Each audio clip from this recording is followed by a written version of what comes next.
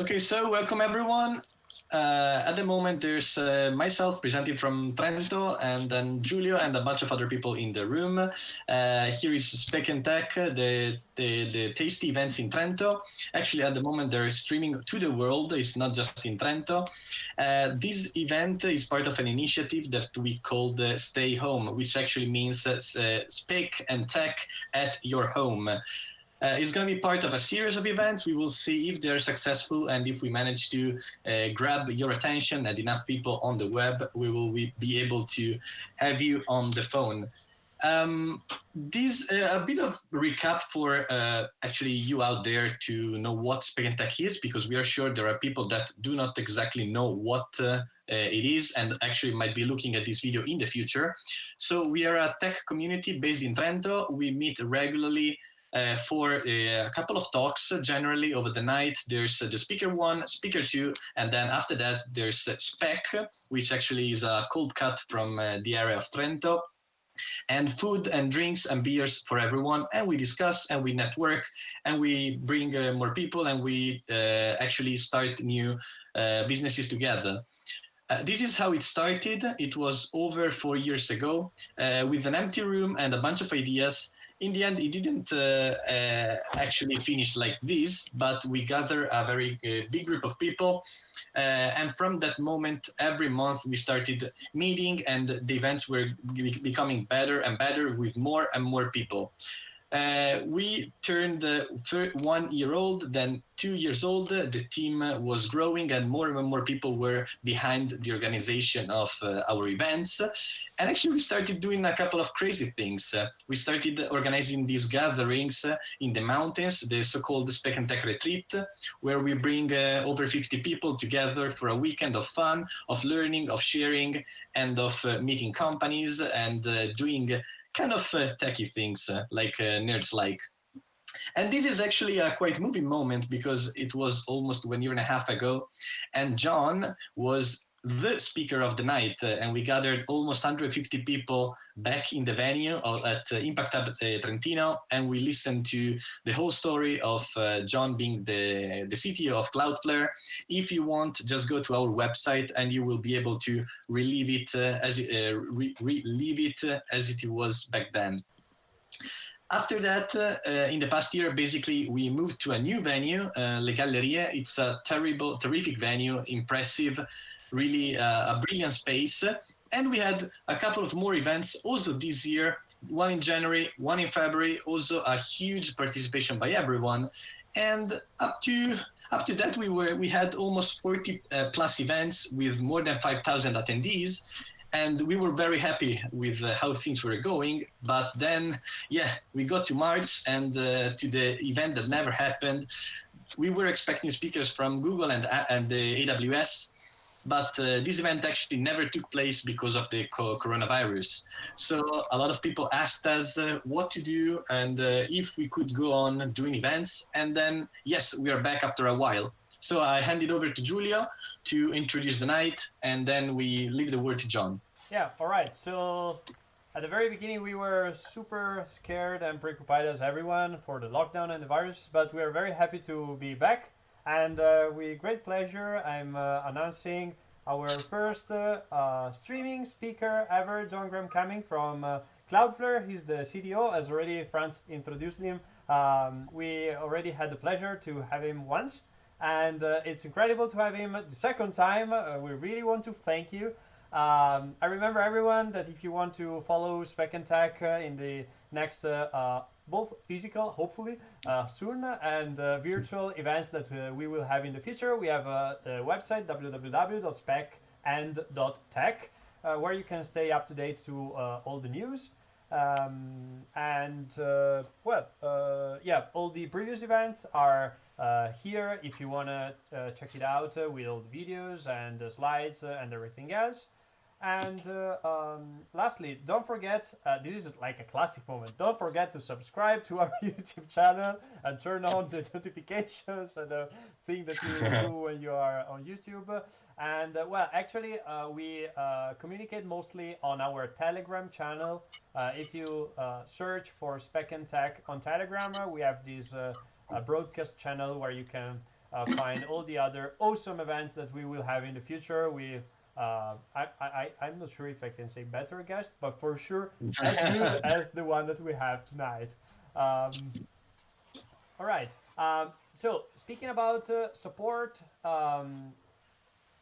you can support us via the usual channels, which is Satisfy. We already had this even in the past from our location. And we also have some leftovers from the previous seasons, some beautiful t-shirts that you can show to everyone you're spending the lockdown with. Uh, and lastly, after the event, we will have some more nerd time with everyone who want to join on Board Game Arena and Dominia, which are basically board games online. If you want to join, just join our Slack channel. You will have all the information there regarding the organization and everything else. We don't want to speak too much about that because that's just After. yeah after. All right. I believe we are all done. So if you have any question during the event, just go to slide.io/stay home. All the question can be upvoted by all the other people. So if your question is cool enough, we will finally ask to John. And if you are in this call, if you're lucky enough to participate to the limited number of the call, just write in on the question so you can ask by yourself and maybe have a little bit of follow-up. Exactly. Yeah. All right. So thanks Lily for the introduction, and I leave my sharing for my laptop directly to John. John, you can take it back. All right, I'll just go do that. Thanks everyone. Let's see. Stop presenting. I'm personally super happy to see that we are that many people still online, still following Speck&Tech, even if it's not a physical thing where we usually all find ourselves together. It's very nice to see you here again. It's great to be here. Do you see my screen now? We do. Okay. Let me see if I can see my screen. Let me put it into present mode. Okay. There you go. It worked. Amazing. Awesome. I'm glad it worked since I'm the CTO. Should probably work. So, feel free to go. We just meet ourselves. So if you don't receive feedback, don't worry. We will tell you somehow. All right. Well, thank you very much. And thanks for having me again. It's a pity I couldn't actually fly like I did last time. Last time I flew from the UK to Verona and had a great time. I remember the pizza and the beer very well. And that talk I did actually turned into a huge number of blog posts on the Cloudflare blog, which many, many people have read. So I'm not sure this one will in the same way, but it's. I thought it'd be interesting to talk about what's happened to the internet since January, basically, because since this crisis has started, the internet has really been kind of the reliable sidekick in all of our problems. It's been there for communications and for schooling and for getting information. And, the internet obviously took on a big role and a lot of load. And Cloudflare has a bunch of data, and I kind of thought it might be fun to share some of that with you. If you don't know what Cloudflare is, this is the only slide where I'm going to talk about the company. We operate a very, very large network around the world, 200 cities, Milan and Rome in Italy, and 198 other cities around the world where we have servers. And from those servers, we protect and make faster and make more reliable 26 million internet properties. So websites, APIs, backends of apps, things you've used. One way to think about Cloudflare is that you have probably used our network today without realizing it. You've probably gone to a website or used an app which is protected or accelerated by Cloudflare.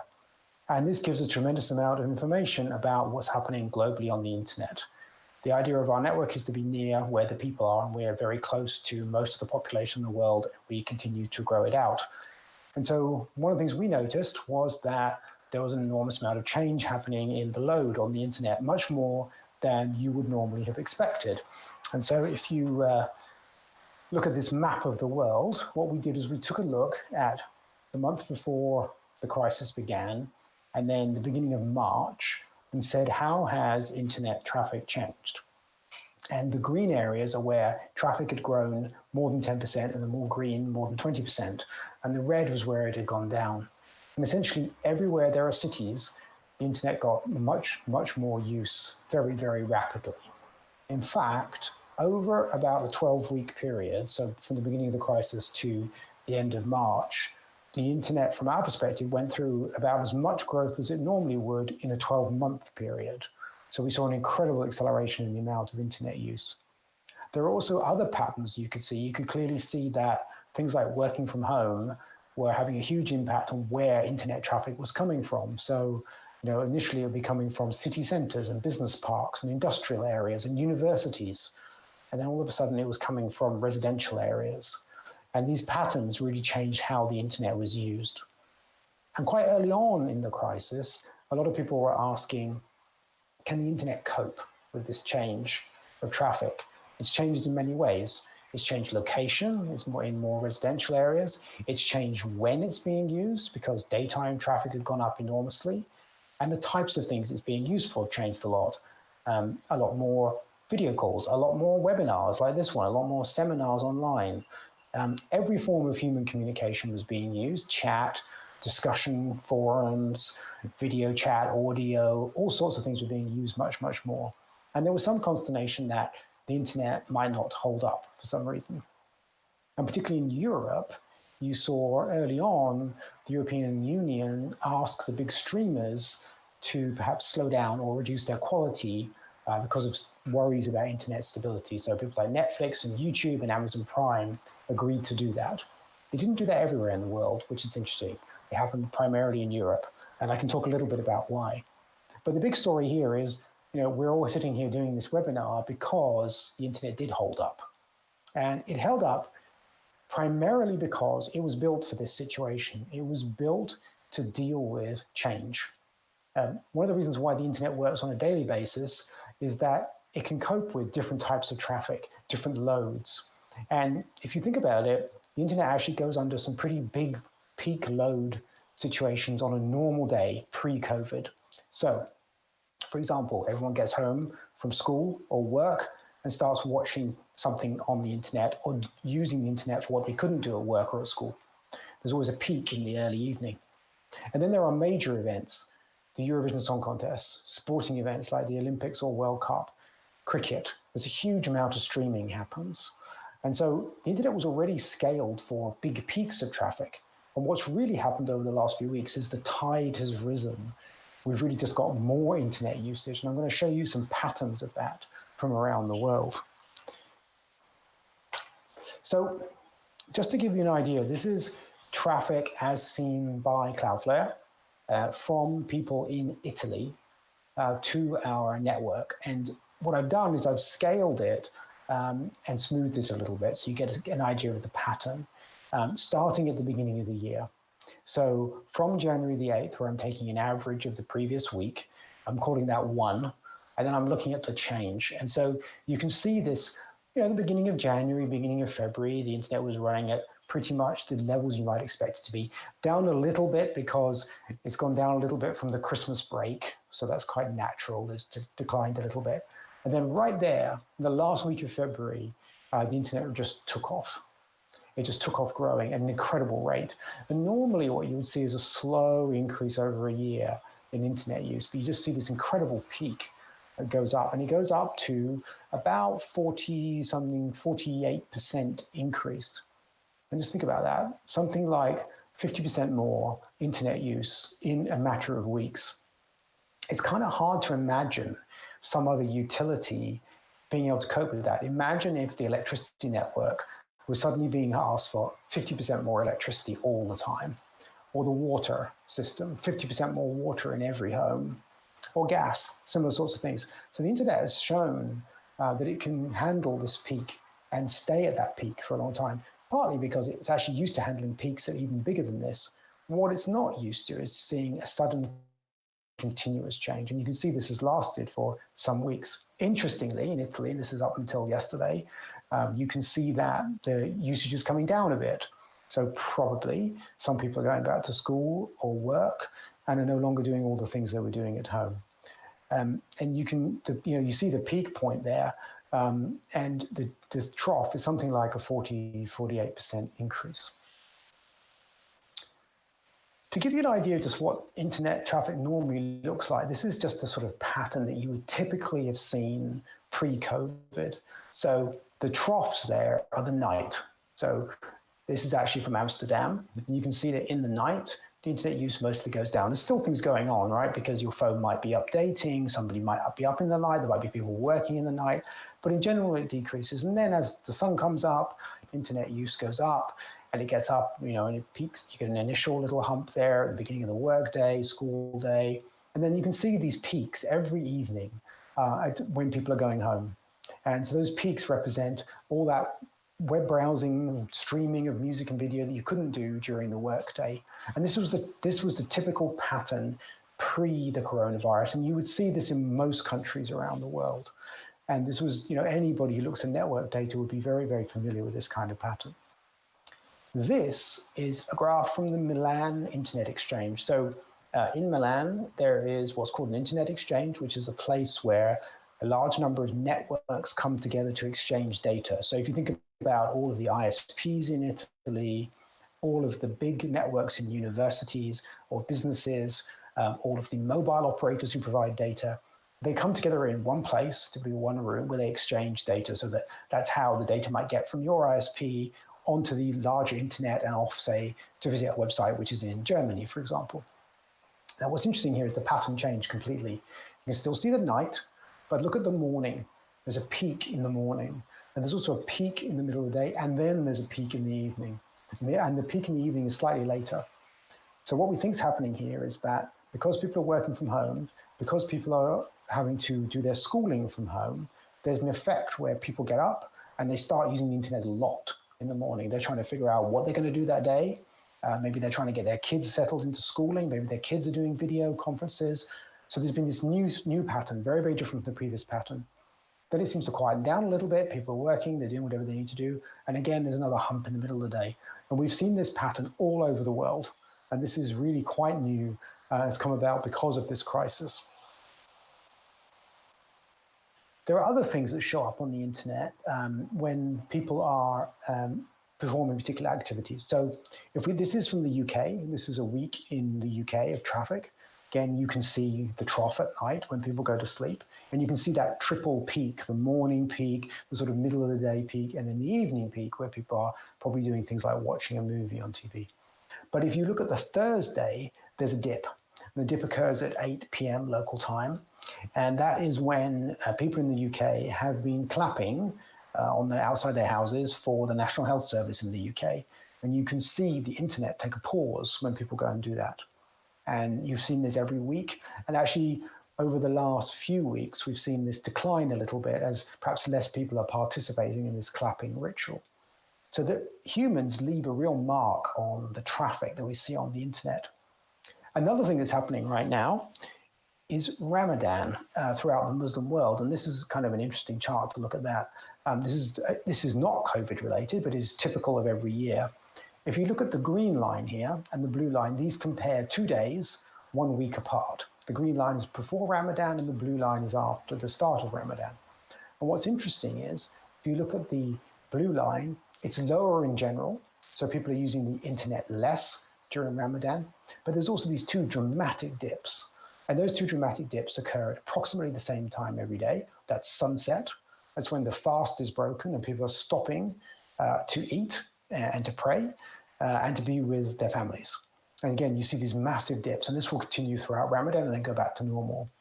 So we see patterns of behavior across the internet like this. I thought it might be worth talking about one of the scary things that was happening was this idea that the internet was going to collapse under the weight of all this traffic. And clearly it wasn't, because there's this enormous amount of available headroom because of things like those big events that I mentioned, like the World Cup or cricket. But there were stresses. And so if we look at this chart, it shows a couple of interesting things. So here I'm going to look at the UK, and I'm going to contrast this on the next slide with Italy. So the gray line in the middle here is the growth of traffic just in the UK. So you can see that in the UK, traffic grew dramatically as the crisis hit and is still up somewhere.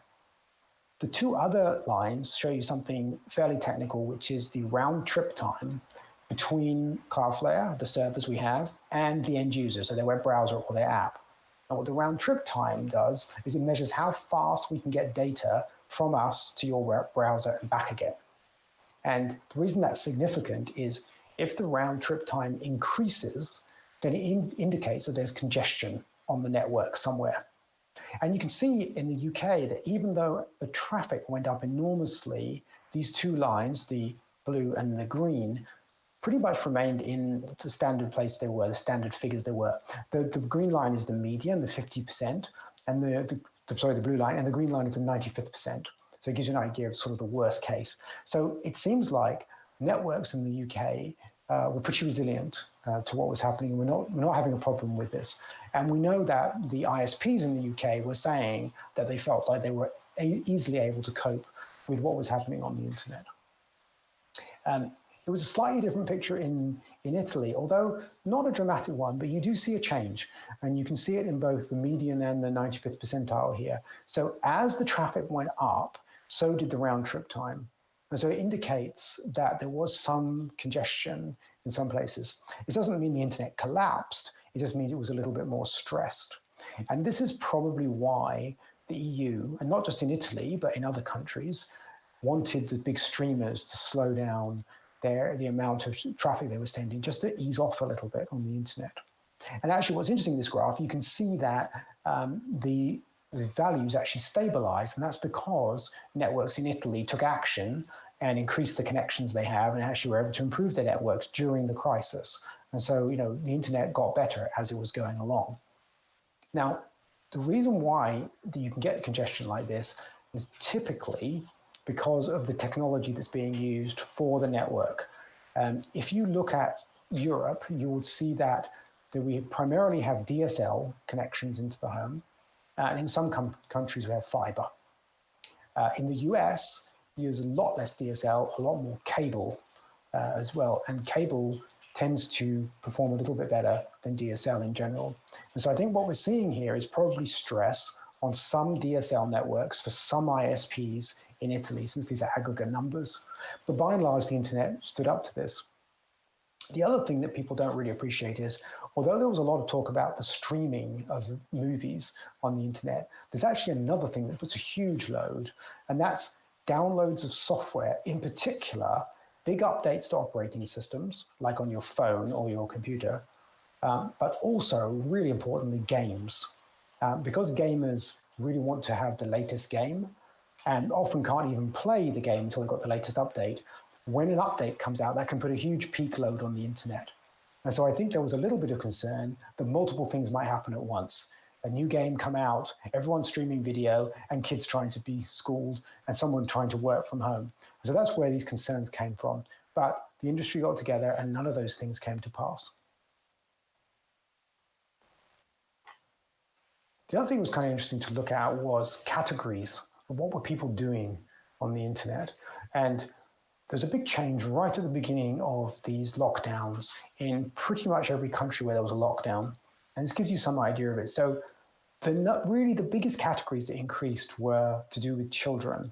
So categories about how can I entertain my children? How can I teach my children? Educational information, games, parenting, family issues, anything about how to deal with the children who are now at home. And that played out very early on in the lockdowns, and has actually decreased a little bit recently, as I think people have figured out how to handle the schooling from home situation. Obviously, you saw exercise was an important thing. People were trying to figure out what exercises they were going to go and do. Anything around telecommuting, anything around business resources for working from home increased enormously. Another thing that was very interesting was news, how news access increased. So access to international news increased a lot, then local news, and finally national news. So it seemed like what people were interested in was what's happening internationally, what's happening close to me, and then, okay, what's happening at a national level? Because that was the order in which things increased. And we saw other categories depending on the country. For example, in the UK, gardening went up enormously because English people love their gardens, and they figured during lockdown they were going to look after their gardens. Music went up in some countries, actually, particularly in Italy. We saw music increase quite a lot. So you saw these different categories as people coped with, the changing situation and what they were going to do. There were other categories that really collapsed. So anything to do with pro sports at all, football, American football, soccer, basketball, baseball, horse racing, any sort of sport pretty much collapsed because there were no sports scores to look at. And so people weren't discussing them and they weren't looking at the scores. Anything about travel, particularly budget travel, people just stopped looking at. So I think a lot of students stopped thinking about where they might go because they couldn't. Anything about looking for a new home, buying one or renting one. And then anything about entertainment where there was a venue involved. So weddings collapsed completely in terms of searches, and any sort of entertainment that was in a venue dropped completely. So you saw this massive change as the internet went through this big change.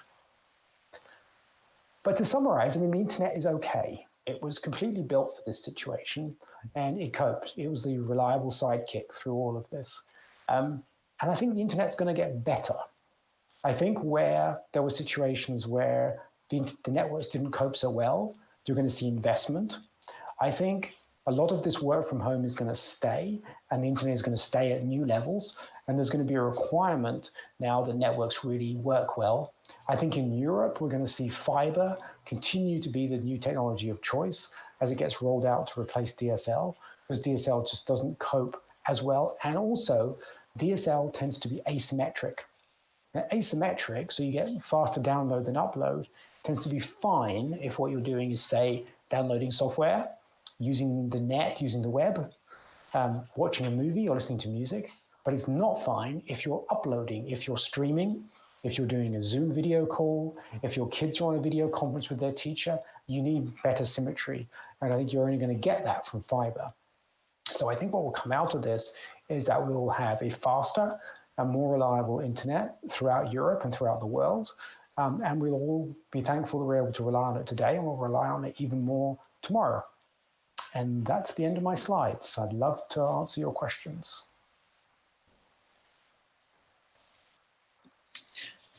Cool, thanks, John, for the enlightening. It was quite interesting, especially looking at the different categories of the different websites.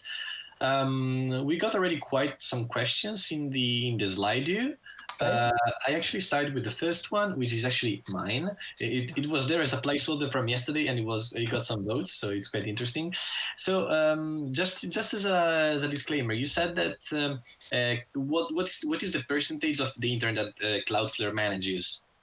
Well, we don't really know quite what the percentage is. When we handle 27 million websites and APIs and apps and things like that, we handle about 10% of the Fortune 1000 companies.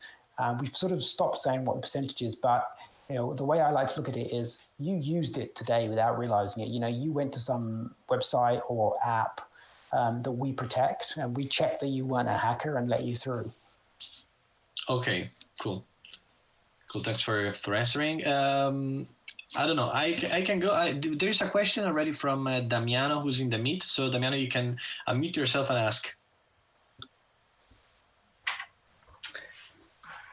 Hey, John, thank you very much for your talk. Very interesting. My question was around ISPs and big internet players and how they are taking action to mitigate this big traffic that we are seeing.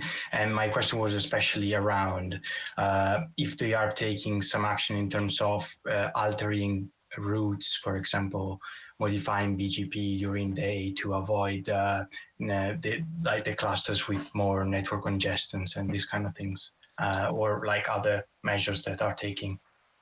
So there's been quite a lot of industry cooperation with different groups getting together to discuss the traffic patterns and to make sure that they don't get, the situation where two software patches come out at the same time and overwhelm things. So there's been a lot of informal work done in that way. And I think in different governments throughout Europe and the EU has helped bring people together to discuss things. In terms of BGP, there hasn't been a big rerouting done. What we've seen is people upgrading connections into the internet exchanges. So they got better connectivity there. We saw that particularly, we saw that in Italy and we saw it in other places. That seems to be the big move people have had to make. Some of the moves are harder, right? If the problem is congestion in the last mile, between the small number of homes and how the internet gets aggregated, that's going to take longer to deal with. And that's why I think ultimately the internet's going to get stronger, because those problems are going to get ironed out because a light will have been shone on them by this situation. Thank you very much. Okay, now a fun question that they're asking from Slido is they're asking if Epic Games is one of your customers or not. So their site is dead at the moment. If you well, can say that. I definitely can't talk about who our customers are, and so I can't tell you if Epic Games is a customer. And if they are dead, I'm sorry if they are, but I don't think we're responsible for that. All right. Very unlikely. And next question, is there an increase in the number of cyber attacks during this COVID period? Yes, there is. It's an interesting mixture of things. So the one big category we've seen increase a lot is phishing. And we think that phishing has increased because people are at home, they are dealing with unfamiliar situations. So, for example, if they're working from home, they might be logging into their computer in some different way or logging into services they haven't used before. And so they are in a sort of weak position. They might get fooled by a phisher who sends them something. So, the phishing people are playing on people's difficult situation. That's one area. We've seen a slight uptick in DDoS attacks. I think that's mostly opportunistic. I think one of the things that's happened is that, we often see cyber attacks when universities are on vacation, because technically able students will, have some fun in the holiday, trying a bit of hacking, try and knock something offline, show off a bit. And because a lot of students have been kicked out of university because of the crisis, we saw a little bit of an uptick in that in the beginning. But I don't think it's been a dramatic upswing in attacks. I think there's been more, but not anything to really write home about. All right.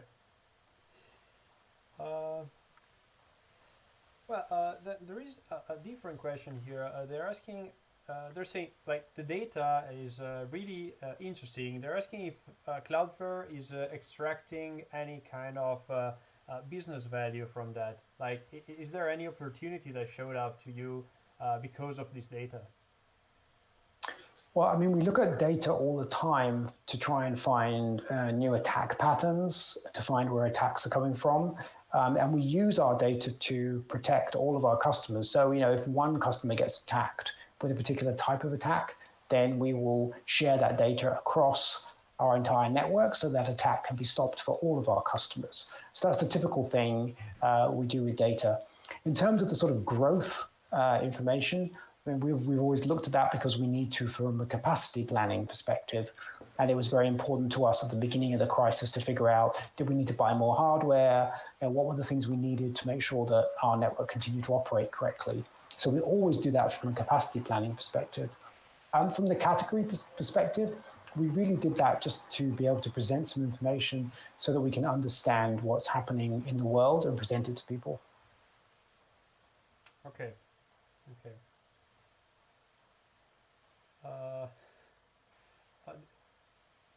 This is a hard one. I believe we lost Francesco. Did we? All right. They're asking about the IPv6 switch, and if you have any news about when it's going to happen. I think it was going to happen about 20 years ago, right? IPv6 has been coming slowly. The biggest operators of IPv6 tend to be the mobile networks, and actually, it's a slight indicator of the fact that people are using their mobile phones less, is that we've seen a decrease in IPv6 traffic. Because actually what's happened is people, when they were going to the office, often couldn't go on the office Wi-Fi, had to use 4G or LTE or 3G, therefore we're sending data over the mobile network. Mobile networks have actually seen data decrease because people are now at home using their home Wi-Fi. And that's caused us to see a bit of a drop in IPv6 traffic.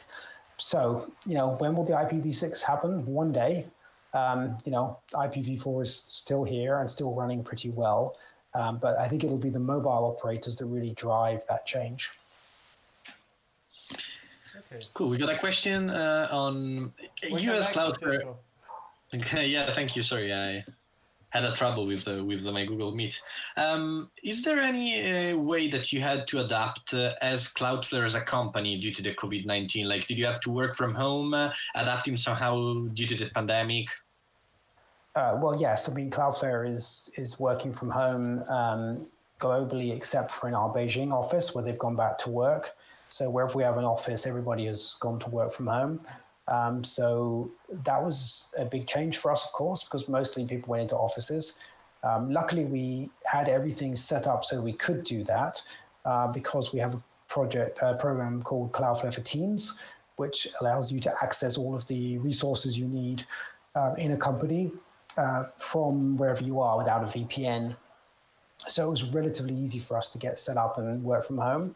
And we're now sort of slowly talking about when we will go back into offices, depending on the location. So our office in Munich, a small number of people are actually starting to go back into that office next week. And we will see after that where the next location will be. Yeah, that's a tough question. All right. Good luck with that. Another interesting question, do we normally see a correlation between the amount of traffic in a region and the weather conditions? Which in a way is quite similar to what is happening at the moment with people locked in all the time. Maybe due to the rainy weather, there might be more people inside their homes. That's a very good question, and I don't know the answer to it, but I really probably should go look for that. I imagine there is a correlation. Okay, thank you. Okay, now a fun one. I saw on Twitter regarding the Zyxel that you were running to find one, the Zyxel VMG39 something that you were looking for. What was that for? Why did I want a DSL modem from an Italian ISP? Yeah. I can tell the full story about that at some point because we're still working on it. But there is a bug in a particular firmware update that was used in Italy and also in a couple of other ISPs around the world, which generates a lot of traffic, which Cloudflare sees. And because we look at the anomalous traffic to see what's going on, we were seeing this tremendous amount of traffic for one of our free customers.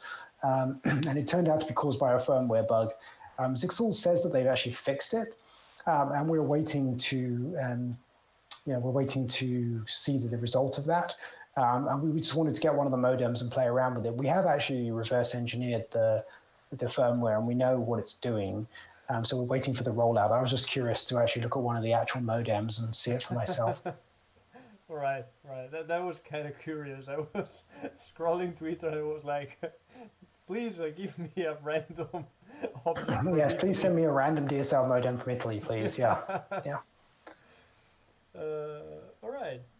Okay, we got a couple of more funny questions. Like, if you actually have data about websites ending with Pornhub or like website dealing with porn, you never mentioned them about the percentage of increase in the traffic. I mean, they certainly increased. They just weren't the dramatic increase in terms of visits that we saw for some of the other categories. So I can't remember the exact number, but yes, I mean, there was an increase in pornography in general. But you saw, like, particularly at the beginning of the pandemic, information about how to school my kids was way higher up than the increase in what we saw for pornography. All right. Yeah, also makes sense. More and more questions. Do you think it would be possible to use the topics touched by people online to try to predict what is going to happen at the end of the lockdown? Well, I'm kind of curious because you see that traffic is dropping in Italy, and we're seeing it in some other countries as well, is to look at what is happening in terms of, what are people now doing? And sort of one of the questions is, what percentage of people are actually going to go back into the office? And to what extent is there going to be flexible working going forward? I think many companies will have experienced that some will have had a hard time, but some will have had a good time with sending people home. So I think that will be a topic that will be debated in the months going ahead. But we may have some predictive value. We haven't yet looked at it. Quite interesting. Right. Well, there's quite a technical question. They're asking if the statistics are taken only from reverse proxy service or also from DNS service that Cloudflare offers. So the ones I'm talking about here are only taken from our reverse proxy service, i.e. for websites and APIs that we handle. The reason we think they're pretty representative is, first of all, we've compared them with others. And also we handle such a large amount of traffic at this point that we have a pretty good sense for what's happening. Okay. A question that is more about Cloudflare itself as a company than about this current situation. What is your position regarding remote working as a company? Like, do you allow generally people to work remotely or from their homes even before this pandemic will be more flexible? How will you adapt in the future? So the answer is no, we didn't. We were very much we have a small number of offices and people went to the office through their work. We didn't have really a work from home policy. We certainly didn't have remote employees. That was very, very rare. We are now working on a plan for when we go back to the office. We're calling it back to better, which is, how will we do things better in the future? And I think it's an open question how flexible we allow people to be. I imagine there's going to be, there's quite a lot of people who like to be back in the office, but there's also quite a lot of people who like the work from home flexibility. So you have to recognize that people are in different situations. For some people, working from home is super isolating. For others, it's very difficult because at home isn't an ideal environment. For others, it's ideal. So I think we'll end up with a flexible situation. Yeah, I believe that a lot of companies will change the way that they work. Like you said before, we are also considering that we see like the office now as more as a facility more than like a facility that you can use if you want to, but it's not like mandatory or anything like that. Mm-hmm. That will probably be kind of the trend. At least that's what I think about it. Like you said before, a lot of people are considering that since now they saw that it's possible. Maybe yes. They even never tried that. Yep. Where are you as Cloudflare planning to invest to improve the service at the moment? Well, it depends. You mean just in terms of our general service? Of course, we buy a tremendous amount of hardware, and obviously we're continuing to build out cities around the world and expand capacity in cities where we need it. That's definitely something we're doing. I think probably the next big thing that Cloudflare is going to do is we bought a company in January in Kirkland, Washington, which does a remote web browser. So you use a web browser, but it isn't really a web browser on your machine. And we will launch that product later on this year. And that is something that is tremendously interesting to companies who want to secure the desktop machines they have in an office.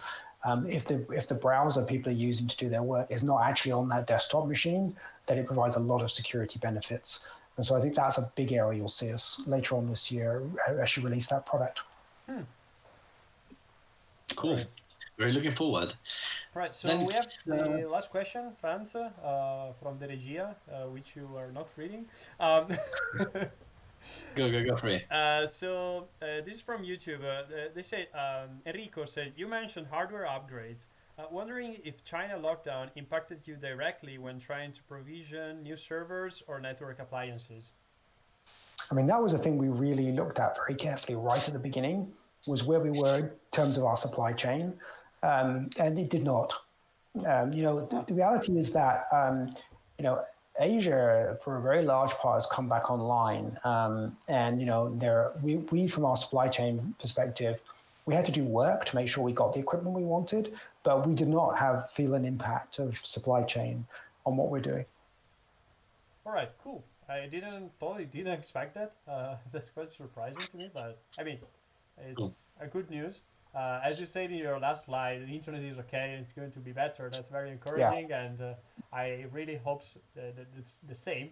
So, well, that was our last question. Thanks everyone who asked other stuff, but we are closing. We're wrapping up right now.